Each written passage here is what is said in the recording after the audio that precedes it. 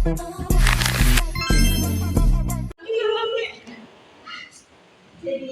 di sini saya sebagai moderator dari presentasi pada kali ini membawakan materi paragraf pada pagi hari ini. Pertama dan utama, mari kita semua berdoa menurut kepercayaan masing-masing. Berdoa mulai.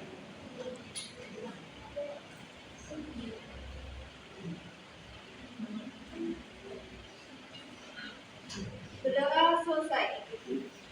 Terima kasih kepada teman-teman yang sudah hadir pada kali ini. Yang kami hormati Dr. Randa Putri Nurharida, MSI, selaku dosen pengampu pada mata kuliah Bahasa Indonesia pada kali ini dan tidak berkenan hadir. Di sini saya sebagai moderator memperkenalkan materi pada kali ini, yaitu ada Bapak Dian Jatulunda, Tika Rahmawati, Mbak Rufiati Nisa, dan yang terakhir ada Mbak Tika Arvinasari. Baik, tanpa berlangsung lebih lama lagi, mari kita masuk ke materi pada kali ini. Silakan.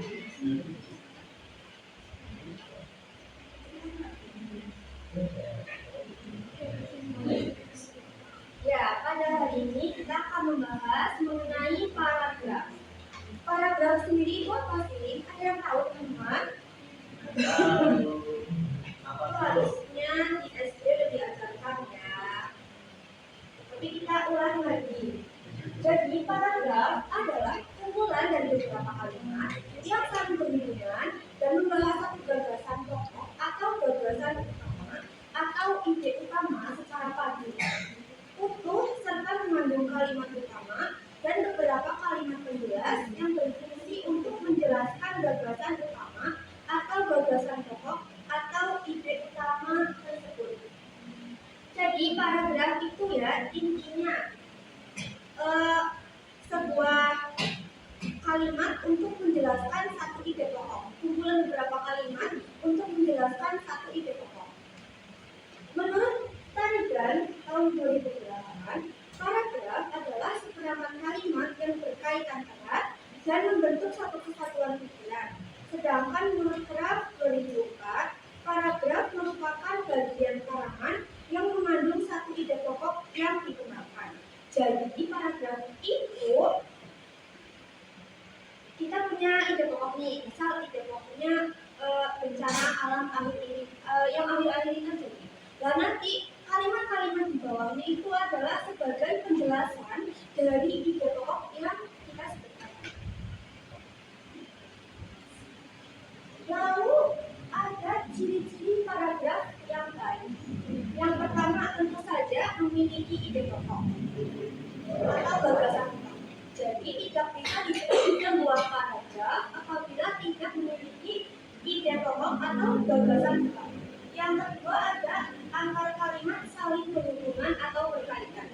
Lah, kalau jadi satu paragraf, otomatis kalimat-kalimatnya itu nyambung sama ide utamanya, sama gagasan pokok utamanya. Terus disusun secara runtut dan logis. Nah, kalau kita mau membuat paragraf, itu harus urut ya, Mas Mbak.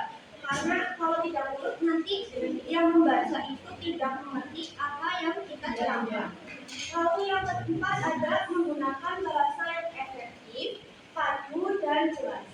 Jadi dalam membuat paragraf juga harus memperhatikan gaya bahasanya, terus kata bahasa Indonesianya, supaya dapat dimengerti, mudah dimengerti oleh orang-orang yang membacanya.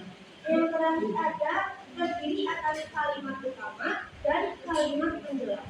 Kalimat utama ini biasanya terletak di awal ya. Lalu kalimat penjelas itu ada di bawah. Tapi nanti akan dijelaskan ada beberapa jenis paragraf yang kalimat utamanya itu ada yang di tengah, ada yang di akhir, terus juga ada yang di bawah. Lalu ada unsur-unsur paragraf. Yang pertama itu adalah gagasan. Dalam sebuah paragraf itu harus harus berhubungan yang logis. Lah, jika sebuah paragraf itu tidak berkesinambungan, maka itu tidak dapat disebut paragraf. Kenapa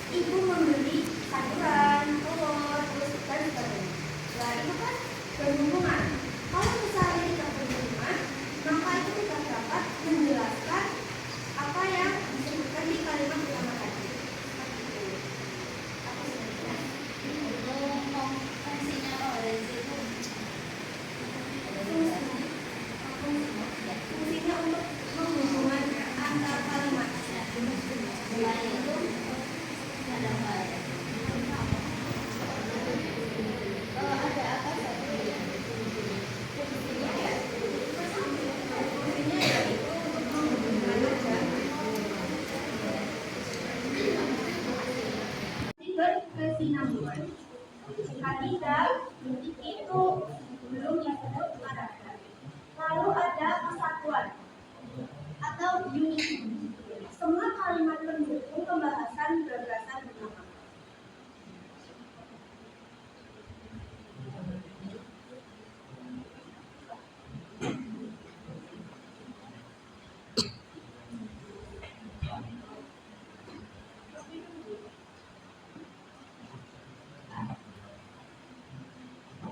Selanjutnya ada letak kalimat utama.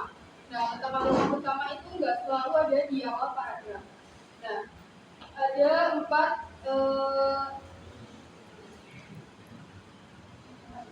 jenis letak kalimat utama. Yang pertama adalah paragraf deduktif. Jadi paragraf yang memiliki ide pokoknya itu ada di awal kalimat. Nah, terus diikuti oleh kalimat-kalimat yang jelas sebagai penguatan.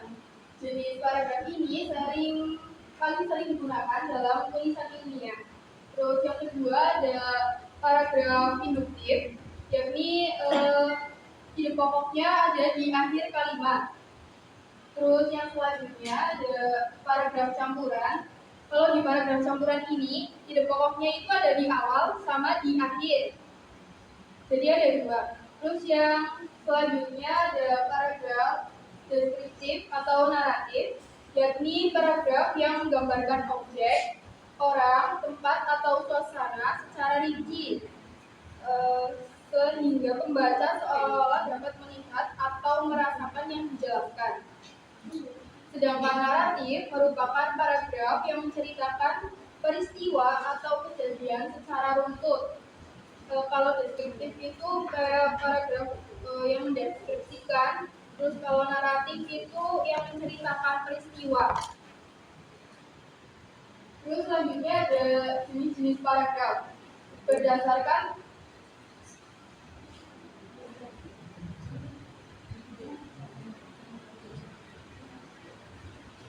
jenis-jenis paragraf berdasarkan tujuannya dibagi menjadi 5, yakni paragraf narasi, paragraf deskripsi, paragraf eksposisi, paragraf argumentasi, dan paragraf persuasi. Kalau narasi ini biasanya bertujuan untuk menceritakan suatu peristiwa. Kalau deskripsi itu menggambarkan objek secara rinci atau mendeskripsikan sesuatu. Kalau paragraf eksposisi biasanya berisi informasi. Terus kalau paragraf argumentasi itu biasanya menyampaikan pendapat atau argumen disertai dengan alasan-alasannya. Yang terakhir ada paragraf persuasi yang bertujuan untuk memengaruhi pembaca, misalkan ajakan atau larangan.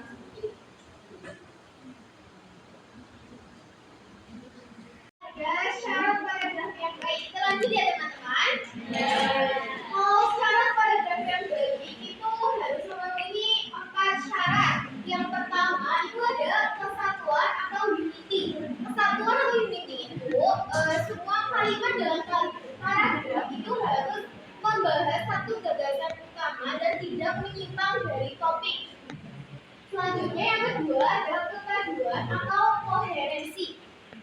Artinya itu antar kalimat harus saling berhubungan secara logis sehingga sebuah paragraf itu mudah dipahami. Selanjutnya yang ketiga ada kelengkapan atau completeness. Itu artinya paragraf itu harus memiliki kalimat utama dan juga kalimat penjelas yang cukup untuk mendukung gagasan utama. Selanjutnya yang keempat ada keterpaduan struktur. Susunan paragraf itu harus teratur dan juga sistematis agar kalimat utama itu bisa jelas. Selanjutnya itu ada kesalahan hukum dalam penulisan paragraf. Yang pertama, lebih dari satu gagasan utama. Paragraf itu menjadi tidak fokus karena membahas beberapa ide sekaligus. Yang kedua, kalimat tidak saling berkaitan.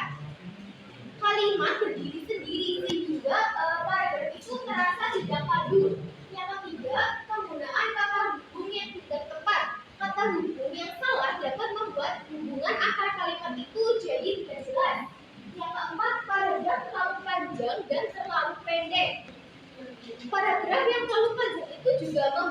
baju itu menjadi mudah lelah, sedangkan kalau misalkan terlalu pendek itu gagasan menjadi kurang jelas. Selanjutnya, peran paragraf dalam karya ilmiah. Dalam karya ilmiah, paragraf itu berfungsi untuk mengorganisasi ide secara logis. Paragraf itu membantu menyusun gagasan agar utuh dan juga sistematis. Yang kedua, menjaga kejelasan argumentasi. Setiap paragraf itu memperjelas satu pokok argumen sehingga dapat dipahami. Yang ketiga, memperkuat sistematika penulisan akademik. Paragraf yang baik dalam ilmiah itu jadi lebih rapi, terstruktur, dan sesuai dengan kaidah akademik.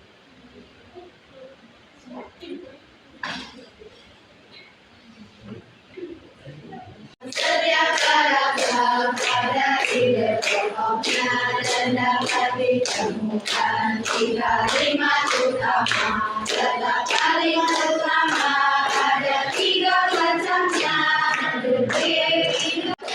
Ada ide pokoknya dan dapat ditemukan di kalimat utama. Setiap kalimat utama ada 3 macamnya.